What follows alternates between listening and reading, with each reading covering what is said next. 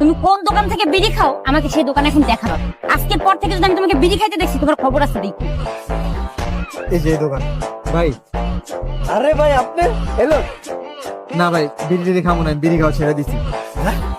কি কোন ভাই, বিড়ি খাওয়া ছেড়ে দিছেন মানে? হ ভাই, সিরিয়াস। আর বিড়ি টিড়ি খাবো না। কি কোন ভাই, আপনি যদি বিড়ি না খান তাহলে আমার কি হবো ভাই? আমার ব্যবসার কি হবো?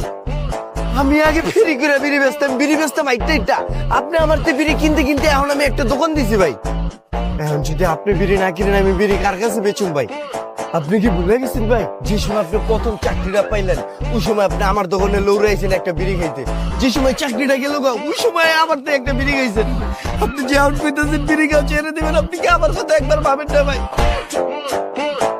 আমার যে ছোট ছোট বাচ্চা আছে, আমার যে একটা বউ আছে, আমার সংসার কিন্তু চলবে। আপনি যদি বিড়ি খাওয়া ছেড়ে দেন দোকান আমি কিন্তু চালাম ভাই। আপনি বিড়ি না গেলে আমি দোকানই চালাম না ভাই, ছেড়ে দিন। কইছে ভাই থামেন থামেন, ওরা এক প্যাকেট বিড়ি দেন, টাকা আমি দিতেছি।